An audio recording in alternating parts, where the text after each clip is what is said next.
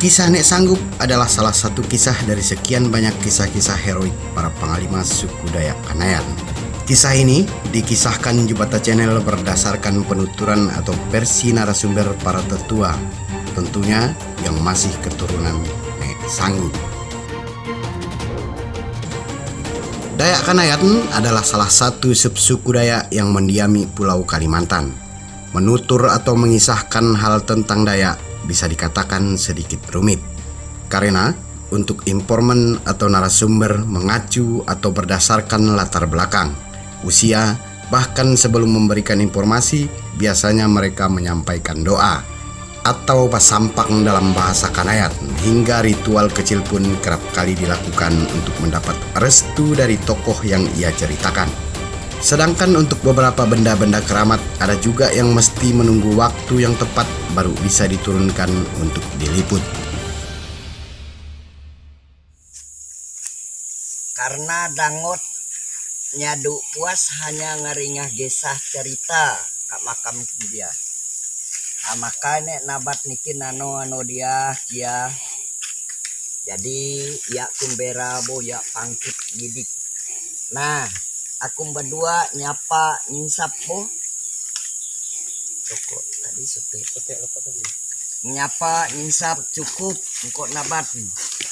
Uit sama koroko ohe bunyu gamer nyapa akum ya kumbera bo. Ya nabo akum karena panganak pangucu. Ayas tamangi sule ganti tamput njut kum kadania dia. Nya nek sok. Jadi nginsap poneng. Kisah panglima Nek Sanggup sebetulnya bukan hal yang baru dikisahkan.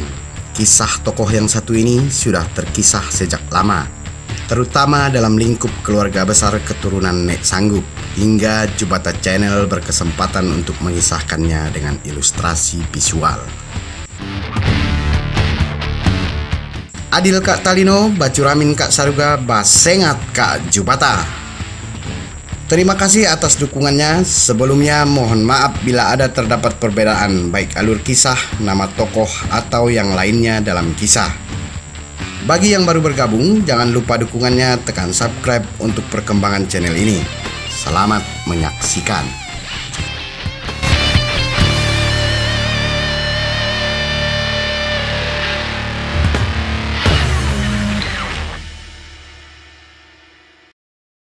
Nek Sanggup berasal dari Binua Banok Satona.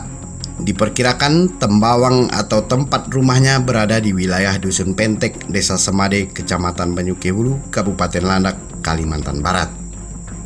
Lokasi bekas rumah tersebut dinamai masyarakat setempat Motot Nkomo. Motot Nkomo saat ini diwarisi atau dikelola oleh Bapak Yosep. Lahan tersebut sudah menjadi perkebunan karet. Menurut cerita orang tuanya kepada beliau, sebelum Nek Sanggup meninggalkan Banok Satona, ia mengubur beberapa benda berharganya yang ia tandai dengan tanaman bambu atau batuk dalam bahasa Kanayan. Berikut wawancara singkat dengan beliau. Motot komo, ujuk atas komo, wah geta. Yang kan taju, tajunya taju. Batas di daerah Mempawah, wah ya. Hartanya nia segala agung, daun, jampa, benyanyi, pahar, yang nanam, yang ngubur. Habis yang ngubur baru dimari tanda ada batuk. Sogok tumang layan. Katangahnya lah, kata karunnya kuah, sampai yang peat dan nak ketemu. Hari dia dah hilang lah jejaknya, tak kamai nyampus. Setelah yang ngubur hartanya kuah.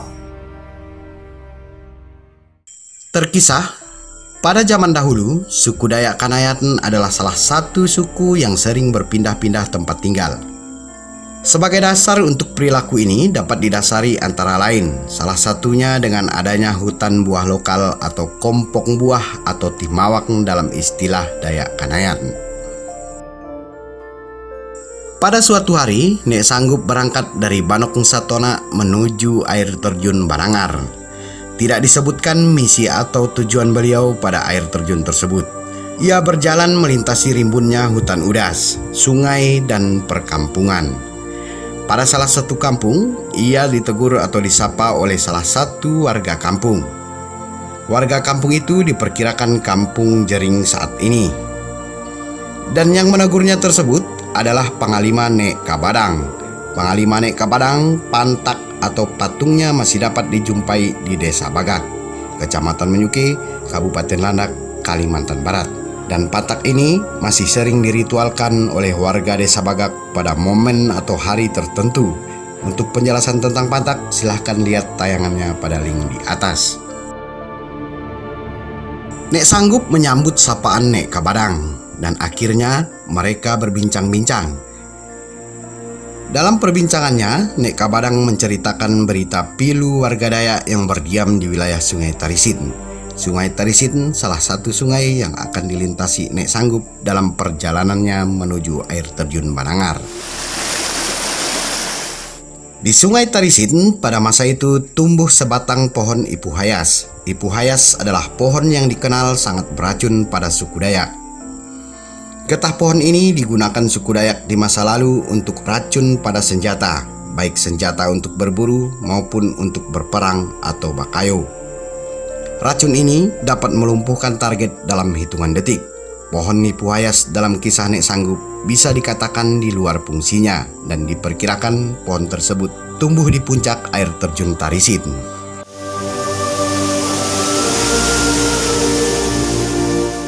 Di puncak Sungai Tarisin saat Ipuh Hayas berbunga menjadi malapetaka bagi hewan-hewan hingga manusia yang berada di sekitarnya. Pasalnya, bunga Ipuh Hayas berjatuhan pada sungai dan otomatis sungai terkontaminasi racun mematikan. Bagi siapa saja yang meminumnya akan mengalami kematian, tidak terkecuali hewan yang berada di dalam sungai. Kembali kepada Nek Sanggup. Setelah berbincang dengan Nek Kabadang, Nek Sanggup pun pamit untuk melanjutkan perjalanannya. Terakhir, pesan Nek Kabadang meminta Nek Sanggup untuk singgah mengatasi masalah yang ia ceritakan. Nek Sanggup menjawab akan berusaha semampunya. Nek Sanggup pun melanjutkan perjalanan. Dalam perjalanan, Nek Sanggup yang semula tujuannya air terjun Banangar kini bertambah dengan wilayah air terjun Tarisin. Singkat cerita, ia pun langsung mendatangi Sungai Tarisin. Tidak begitu lama hingga ia mendapati pohon Ipuh Hayas tersebut. Setelah itu, tidak berlama-lama ia mencari tempat untuk mengadakan ritual pertamanya. Ritual ini bertujuan untuk mencari petunjuk menawar racun pada sungai tersebut. Dalam ritual, syarat yang ia dapat tidak tanggung-tanggung, yaitu 3 buah kepala manusia. Dengan kemampuannya, bagi Nek Sanggup syarat itu tidaklah begitu berat. Ia pun berburu kepala manusia. Wilayah perburuannya tidak disebutkan oleh narasumber.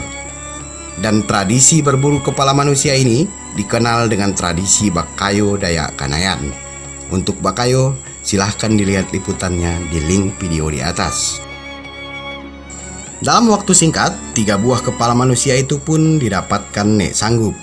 3 buah kepala tersebut ia ikat pada ujung sebatang kayu yang kira-kira sebesar tangan orang dewasa, dan ia acungkan ke dalam urat atau banir Ipuh Hayas hingga kayu tersebut terangkat terdongkel ke atas olehnya, sehingga kayu tersebut dengan sangat mudah ia pindahkan. Tidak diketahui tempat ia memindah kayu Ipuh Hayas. Setelah kayu tersebut ia pindah, ritual menawar racun yang masih mencemari air pun ia lakukan. Dan akhirnya racun pada sungai berangsur-angsur hilang.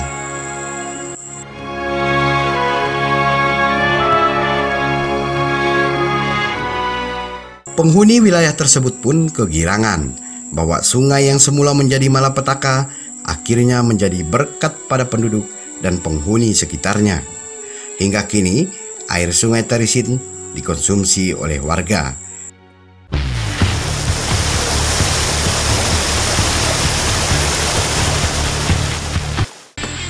Setelah peristiwa itu, Nek Sanggup pun mendiami daerah tersebut yang ia beri nama Pampang II.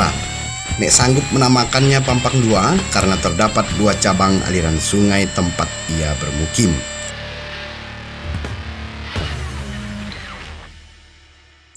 Di tengah air terjun, menurut warga sekitar terdapat 2 ekor ular besar yang dinamai Nabu. Kedua ular tersebut menyerupai batang kayu yang sudah lapuk.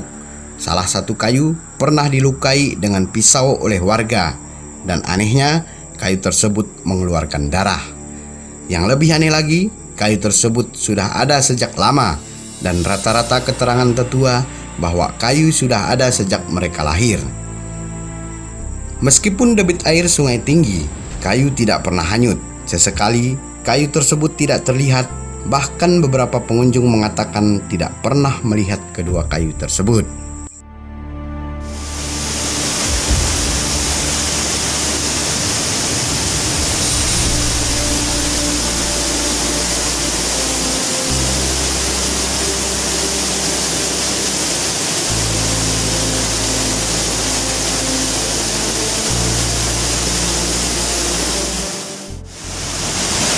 Kak Babah Romo ini ada batang 2.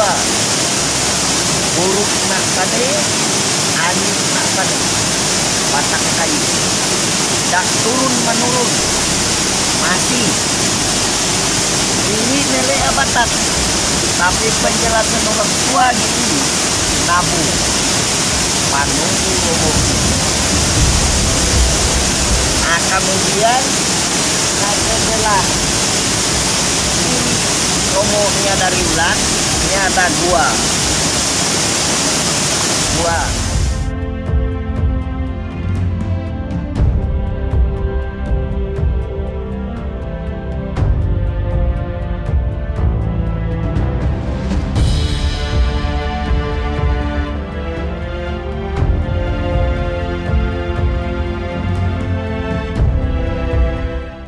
Air terjun Tarisit kini menjadi objek wisata lokal oleh masyarakat sekitar.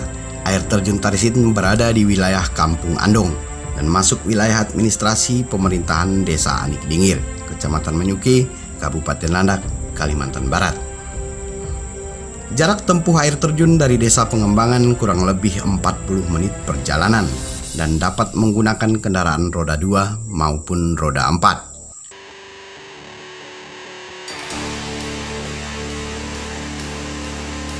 Bila Anda berkeinginan berkunjung pada air terjun tersebut, sebaiknya mengajak masyarakat setempat sebagai penunjuk jalan, karena jalan alternatif adalah jalan blok perusahaan kelapa sawit.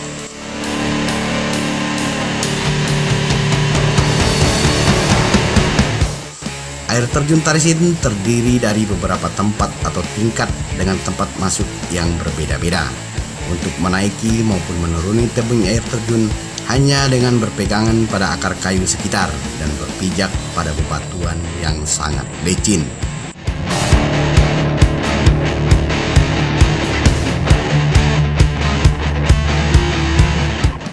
Nah, sampai di sini untuk kisah Nek Sanggup bagian pertama. Ikuti terus kelanjutan kisahnya pada bagian-bagian selanjutnya. Dan jangan lupa saksikan juga tayangan-tayangan Jupata Channel lainnya. Dukung terus channel ini. Bagi yang baru bergabung, tekan tombol subscribe untuk dukungan, tekan lonceng supaya tidak ketinggalan video-video terbaru dari Jupata Channel. Sukai dan bagikan kiranya menarik. Silahkan berkomentar bila ada tanggapan ataupun masukan.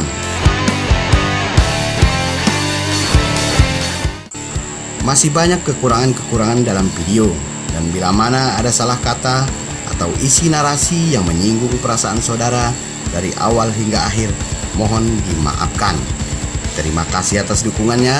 Akhir kata, adil Kak Talino, bacuramin Kak Saruga, basengat Kak Jupata. Sampai jumpa di video selanjutnya. Salam budaya.